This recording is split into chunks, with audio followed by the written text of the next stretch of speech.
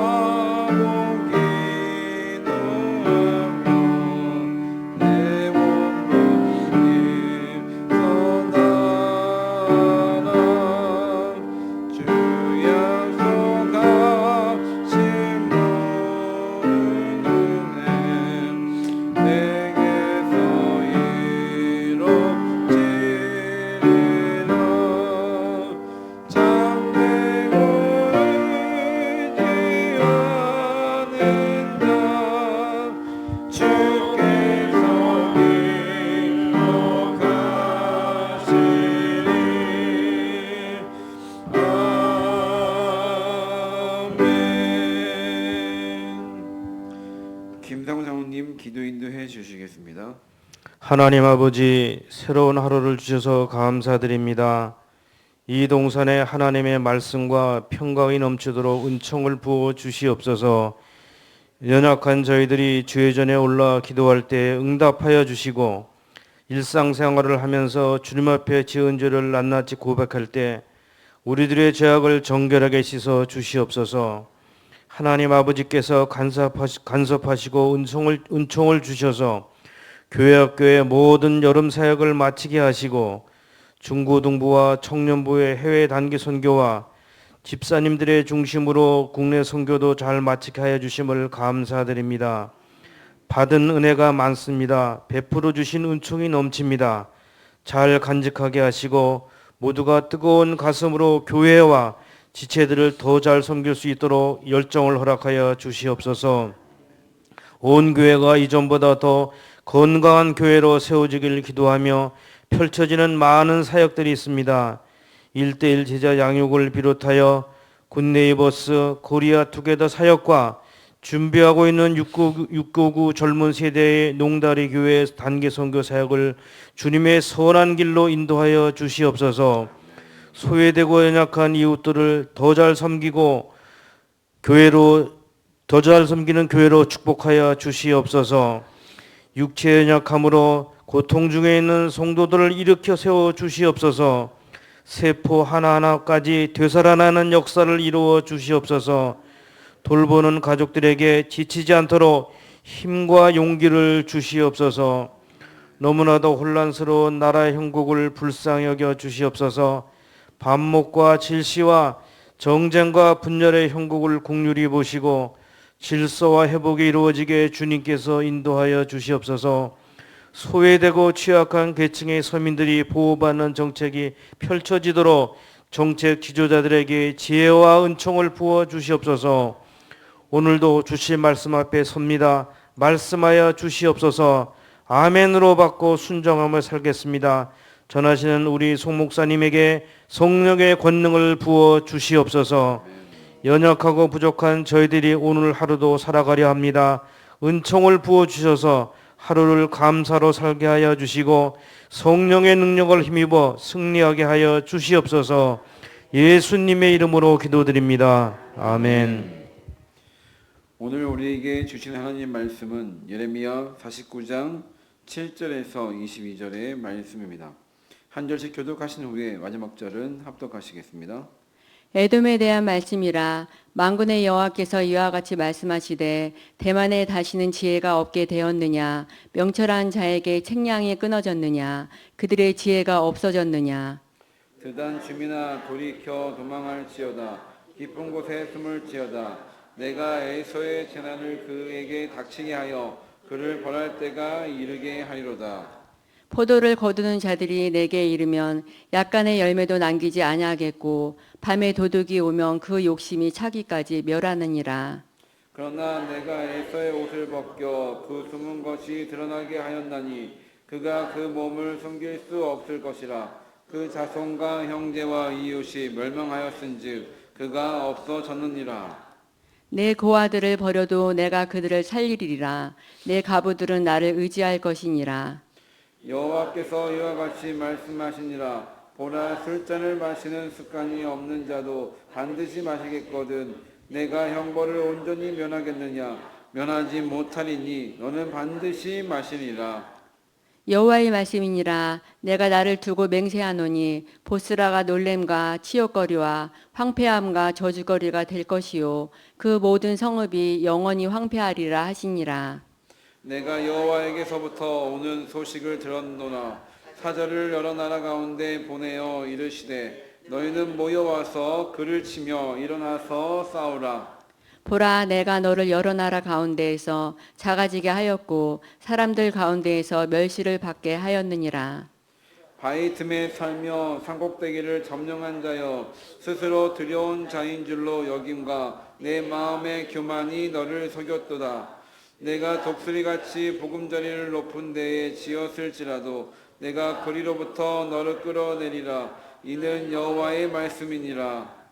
에돔이 공포의 대상이 되리니 그리로 지나는 자마다 놀라며 그 모든 재앙으로 말미암아 탄식하리로다. 여호와께서 말씀하시니라. 소돔과 고모라와 그 이웃 성읍들이 멸망한 것 같이 거기에 사는 사람이 없으며 그 가운데에 머물러 살 사람이 아무도 없으리라. 보라, 사자가 요단강의 깊은 숲에서 나타나듯이 그가 와서 견고한 처소를 칠 것이라. 내가 즉시 그들을 거기에서 쫓아내고 택한 자를 내가 그 위에 세우리니 나와 같은 자 누구며 내 앞에 설 목자가 누구냐.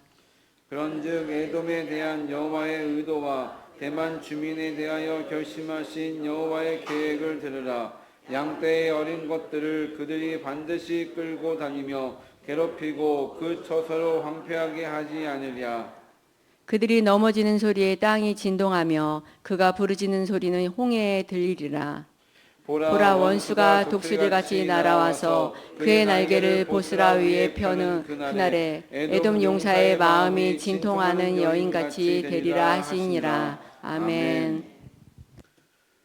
매일 기도에 오신 여러분들을 진심으로 환영합니다. 이렇게 이른 새벽에 온라인으로 오프라인으로 기도의 자리로 오신 여러분들 발걸음이 정말 귀하다 생각합니다. 오늘 말씀을 통하여 하나님의 은혜가 여러분의 삶 가운데 풍성하기를 간절히 소망합니다. 며칠 전에 아주 놀라운 소식, 뉴스 소식을 접하게 되었습니다. 이런 소식이었습니다.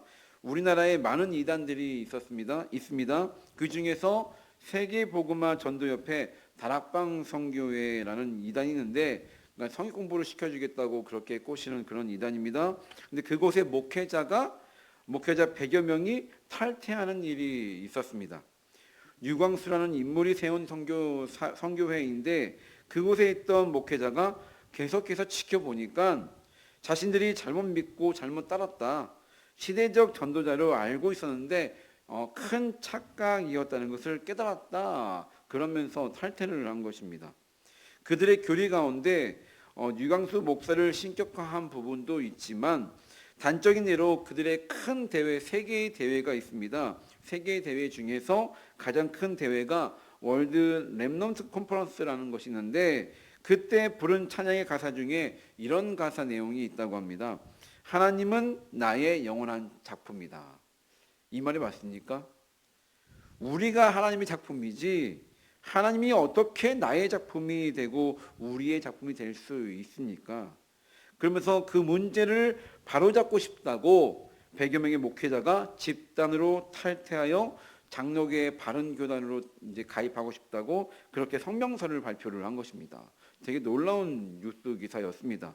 그런데 문제는 이들을 어떻게 검증할 수 있을지, 다른 속임수는 없을지, 온전한 갱생을 위한, 온전한 변화를 위한 그런 교육 과정을 어떻게 진행해야 할지 많은 숙제를 가지고 있지만 이들 목회자들이 이런 큰 결단을 내린 이유가 과연 무엇일까요? 참된 신앙의 길은 사람을 따르는 것이 아니라 하나님을 따라야 되고 지금까지 이들의 신앙의 삶이 하나님을 외면하는 삶이었음을 깨달았기 때문입니다. 그리고 지금부터라도 그렇게 살고 싶지 않다는 그런 뜻이기도 합니다. 이단에서 넘어온 이 분들이 잘 변화할 수 있도록 정말 많은 기도가 필요합니다.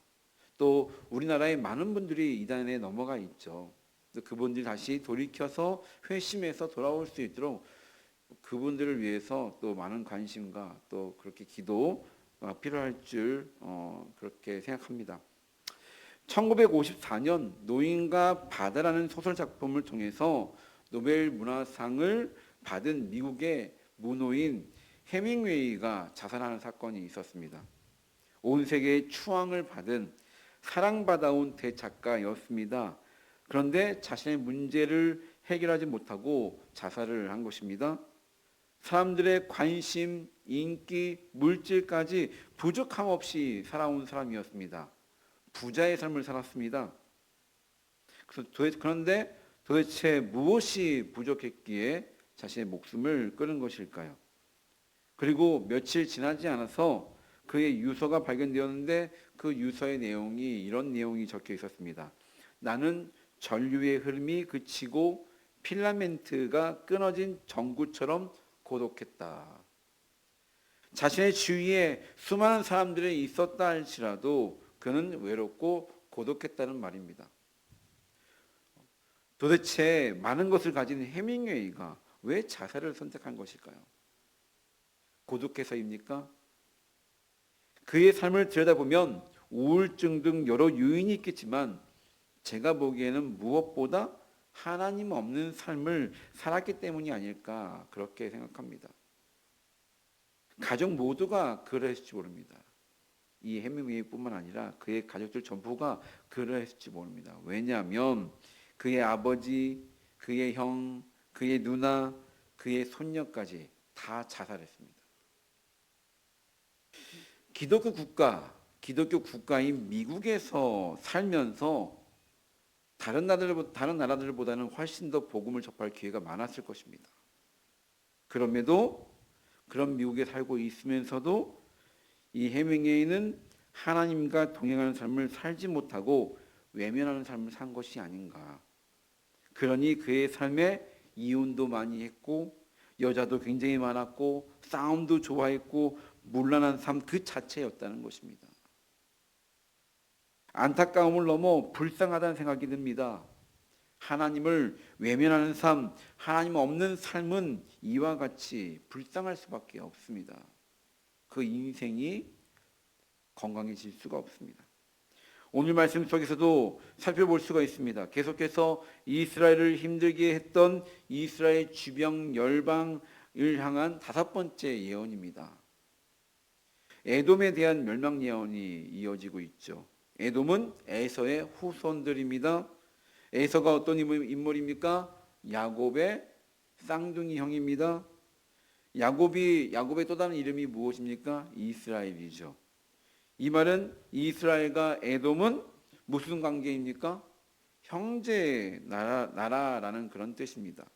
형제 나라라면 그 어떤 나라보다 더 서로 우애 있게 서로를 생각하며 서로를 도우며 잘 지낼 수 있는 아주 좋은 조건을 가지고 있는 그런 관계입니다. 그런데 이들이 이스라엘을 어떻게 대했습니까? 힘이 없어서인지 나라가 점점 망해가서인지 그런 모습을 봐서 그런지 이스라엘을 적대시하였고 조롱하는 모습을 보였습니다. 그래도 하나님께서 택하신 백성입니다. 계속해서 선지자들을 통해서 너희들의 잘못으로 너희는 망할 거라 그렇게 예언하셨지만 그 예언과 더불어서 망할 거라는 예언과 더불어서 어떤 예언도 같이 하셨습니까? 회복의 예언도 같이 전하셨습니다. 이런 소문은 예언자에서 예언자로 또 계속해서 그 주변 나라들에게 아마 그 메시지가 들렸을 것입니다. 이방 나라들도 들어서 대충은 알고 있었을 것입니다. 이 말은 하나님께서 이스라엘 백성들을 어떻게 하시겠다는 얘기입니까? 돌보시고 살피신다는 그런 얘기입니다. 만약에 그것이 아니면 회복의 메시지를 전하지 않으셨겠죠. 아무리 지금의 모습이 엉망이라 할지라도 함부로 우습게 볼 문제는 아니라는 것입니다.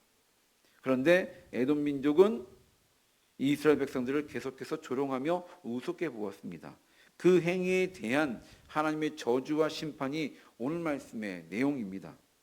에돔에 대한 심판 메시지가 오늘 말씀에 기록되어 있습니다. 8절 말씀을 같이 한번 읽도록 하겠습니다. 시작. 드단 주민아 돌이켜 도망할지어다. 깊은 곳에 숨을지어다. 내가 에서의 재난을 그에게 닥치게 하여 그를 벌할 때가 이르게 하리로다. 드단 주민이 누구냐면 아브라함의 첩 구드라에게서 낳은 아들 드단의 후손으로 에돔 족속에서 동화되어서 그들과 함께 살았던 그런 민족입니다. 그런데 그들을 피하여 숨으라라고 말하고 있습니다. 이 말은 이제 곧 에돔의 멸망이 눈앞으로 다가왔다는 것입니다. 그래서 이어서 이렇게 말하고 있습니다. 내가 에서의 재난을 그에게 닥치게 하여 그를 벌할 때가 이르게 하리로다. 분명히 멸망을 언급하고 있습니다.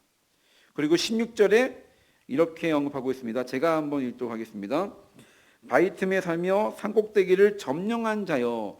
에돔 민족이 살았던 그 지형이 높은 산 꼭대기였다고 합니다. 그들 살던 지형이 그러했다고 합니다. 그러니까는 높은 산에 살았기 때문에 침략이 쉽지 않았겠죠. 이게 굉장히 침략이 쉽지 않았고 또 굉장히 잘 살았던 나라였던 것 같습니다. 스스로 두려운 자인 줄로 여김과 내 마음의 교만이 너를 속였도다. 내가 독수리같이 보금자리를 높은 데에 지었을지라도 내가 거리로부터 너를 끌어내리리라. 이는 여호와의 말씀이니라. 정확하게 언급하고 있죠. 너희들의 교만, 높은 곳에서 끌어내릴 것이다. 그러니 어떤 모습을 갖지 마라. 교만하는 모습을 갖지 말라. 이 메시지인 것입니다. 그리고 17절에서는 이렇게 나와 있습니다. 우리 같이 한번 읽도록 하겠습니다. 내가 시작. 에돔이 공포의 대상이 되리니 그리로 지나는 자마다 놀라며 그 모든 재앙으로 말미암아 탄식하리로다. 비참한 모습일 거라는 말입니다. 그리고 이어서 18절에서는 소돔과 고모라와 같이 거기에 사는 사람이 없고 그 가운데에 머물러 살 사람이 아무도 없을 것이다. 그렇게 황폐한 땅이 될 거라 그렇게 예언하고 있다는 것입니다. 에돔 땅이 왜 이렇게 심판받는 땅이 되었습니까? 그 이유는 단 한 가지입니다. 하나님의 말씀을 기억하지 않고 교만하며 하나님을 외면하는 삶을 살았기 때문입니다. 하나님의 뜻을 무시하고 선택하신 백성들을 조롱하며 회개함이 없었기 때문입니다. 이방 나라여서 멸망한 것이 아닙니다. 그것이 아니라 그들 마음속에 하나님이 없었기 때문입니다. 말씀이 없었기 때문입니다. 사랑하는 빛과 성교 여러분, 하나님께서 계속해서 구약에서부터 신약 시대를 거쳐서 지금 시대까지 우리가 살고 있는 지금 이 시대까지 멸망의 조건으로 많은 것을 말씀하시지 않으셨습니다. 멸망의 조건이 어떤 것이었습니까? 말씀에 순종해라. 그리고 이방신을 섬기지 말라. 교만하지 말고 나 여호와를 절대 외면하지 말고 사랑해라. 이 모습을 갖지 못하면 멸망할 거라는 것이었습니다. 구약에서부터 신약시대까지 또 지금까지 계속해서 반복적으로 우리들에게 들려주고 있는 메시지입니다. 이 말씀을 알고 있는 우리들은 여전히 이스라엘 백성들과 다른 삶을 살고 있다, 자신 있게 말할 수 있습니까? 분명히 그들보다 우리는 더 많은 역사와 더 많은 내용을 알고 있습니다. 그들이 겪어왔던, 걸어왔던 그런 과정들을 우리는 알고 있습니다. 그러면 우리의 삶은 어때야 합니까? 분명히 달라져야 합니다. 그들보다 더 지혜롭게, 어리석지 않게 살아야 합니다. 그런데 그렇게 살고 있다, 그들과 다르게 살고 있다 자부할 수 있습니까? 우리들은 이제 그만 어리석고 그만 불순종하며 하나님을 노엽게 하는 삶을 그만 멈춰야 합니다. 잘못된 것을 멈춰야 합니다.